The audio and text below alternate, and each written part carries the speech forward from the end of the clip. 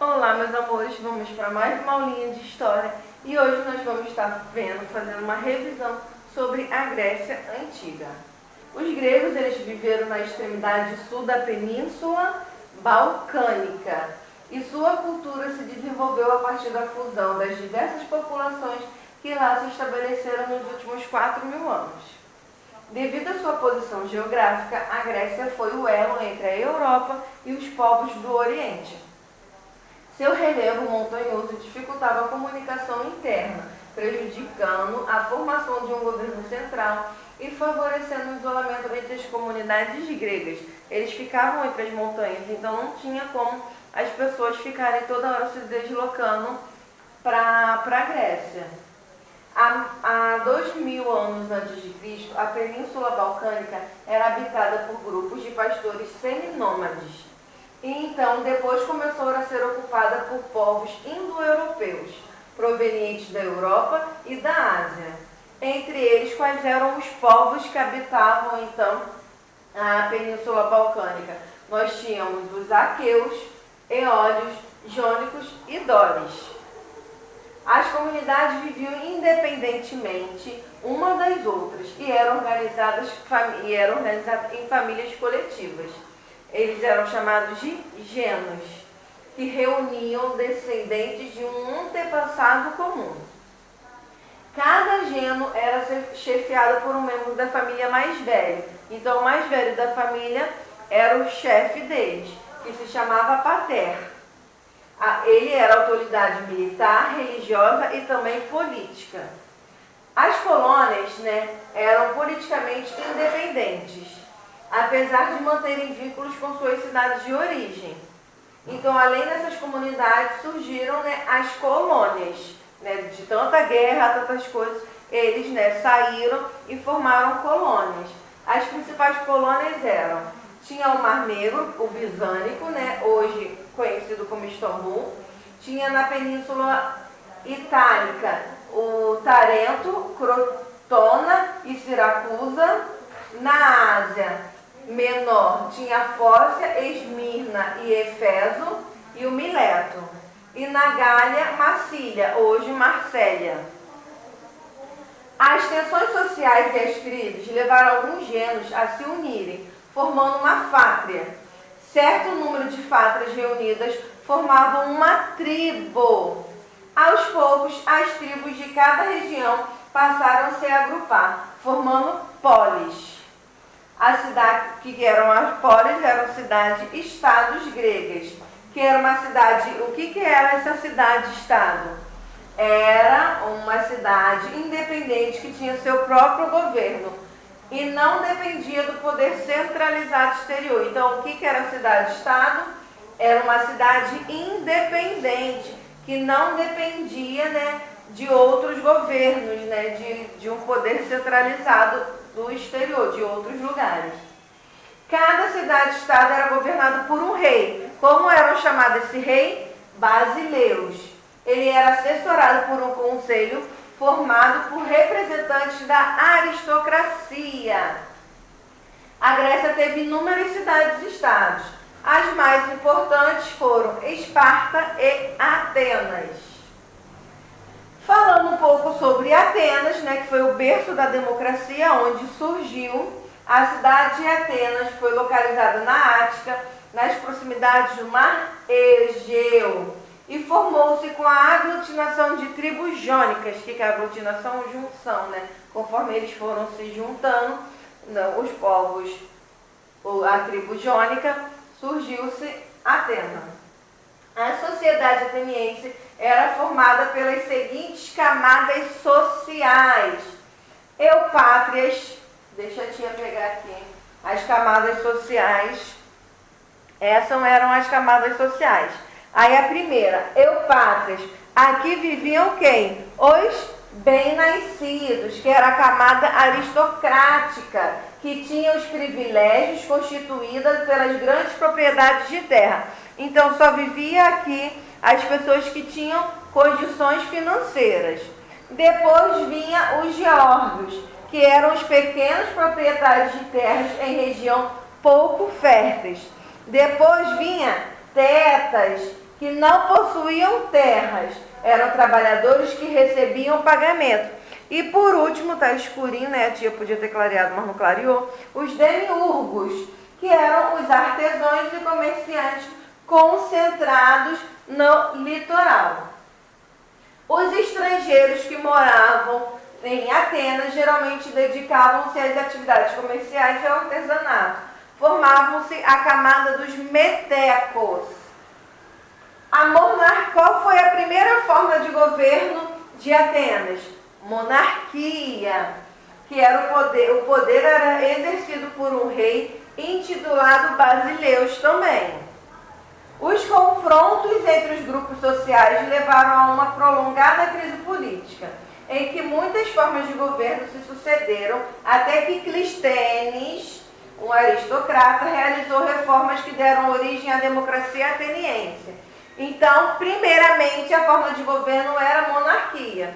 Depois das guerras, né, de todas as lutas de invasão e tudo mais, Clístenes, né, que começou a governar Atenas, fez uma reforma em toda a lei e aí surgiu a democracia ateniense. Mas primeiro monarquia, só depois de um tempo que veio a democracia ateniense, ampliando assim o direito de cidadania. O governo democrático de Atenas era constituído da seguinte forma. Primeiro vinha a Bulé, que era uma assembleia formada por cidadãos encarregada da elaboração das leis. Depois vinha a Eclésia, votar. Quem eram os eclésias? Eram as pessoas que votavam as leis e escolhiam os estrategos, encarregados de fazer executar as leis. E tinha a Enleia, que eram os tribunais de justiça. É importante também lembrar que os cidadãos atenienses representavam a minoria da sociedade. Não podiam participar da vida política. As mulheres, os estrangeiros, que era a grande maioria, que eram os metecos, e os jovens e os escravos. Algumas características da cultura grega foram religião, artes, filosofia e ciências e os esportes. A religião, né, de Atenas, né, do pessoal grego, era politeísta e antropomórfica. O que era isso? Os deuses eram considerados semelhantes aos homens, possuindo também sentimentos bons e maus, com a única diferença de serem imortais. Segundo a crença, eles viviam no Monte Olímpano. Aí a tia colocou aqui para vocês alguns exemplos de deuses. Tinha Zeus, Hestia, Hades, Hera, Ares, Afrodite, Poseidon e aí muitos outros deuses gregos. A tia vai colocar no grupo atividade, tá? Façam com bastante carinho. Qualquer dúvida, podem perguntar à tia. O Juquinha está morrendo de saudade também de vocês junto com a tia. Um beijo e até o próximo vídeo. Tchau! 5 coisas que você deveria saber sobre a Grécia Antiga. A civilização grega surgiu aproximadamente no ano 1200 a.C., em um lugar privilegiado, entre o Mar Mediterrâneo e o Mar Egeu. Era um território formado por uma península e um conjunto de ilhas. Os gregos foram um povo colonizador. Não se conformaram em permanecer no seu território. Eles buscaram novos lugares para ampliar a sua civilização. Eram excelentes navegantes e chegaram a muitos lugares do Mar Mediterrâneo, expandindo o comércio e o artesanato.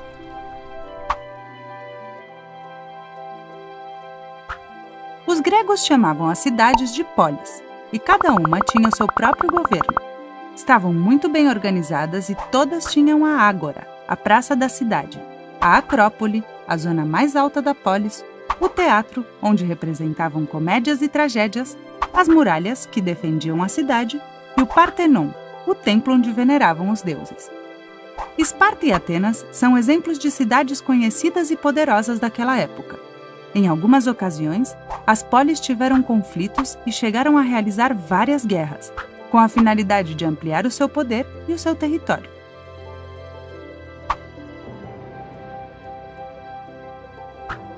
A sociedade grega era dividida em dois grupos, os cidadãos e os não cidadãos. Os cidadãos eram homens, nascidos nas polis e que tomavam as decisões mais importantes. Os não cidadãos eram as mulheres, os estrangeiros e os escravos, que não possuíam plenos direitos. Os gregos estabeleceram uma forma de governo chamada democracia, que permitia que as pessoas consideradas cidadãos tomassem decisões através da votação.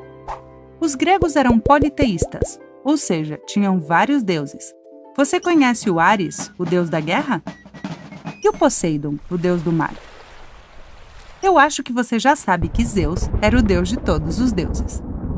Nesta civilização surgiu a mitologia grega, uma coleção de relatos e histórias sobre os deuses e heróis que os gregos escreviam para explicar para as pessoas a origem do mundo e transmitir os seus valores. Você conhece a história do Hércules? Era o filho dos Zeus e um super-herói metade deus, metade humano. A força dele era tão grande que parecia de outro planeta.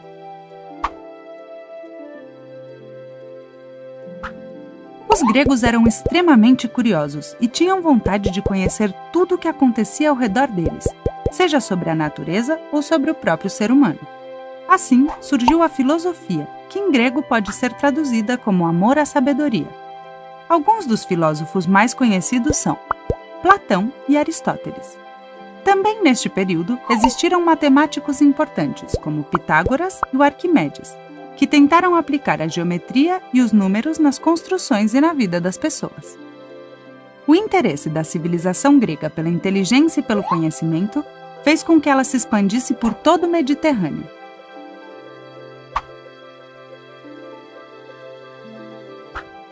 As Olimpíadas também nasceram na Grécia. Não é incrível que continuem existindo até hoje? Na antiguidade, os Jogos Olímpicos eram realizados na cidade de Olímpia a cada 4 anos, e os melhores atletas de esportes como salto, lançamento de disco e corrida de várias cidades gregas participavam deste evento. Nessa época, os atletas competiam para ganhar coroas de oliveira ao invés de medalhas. Muitos valores olímpicos da antiguidade, como a colaboração, a disciplina e o esforço, continuam presentes até hoje. A civilização grega acabou em 146 a.C.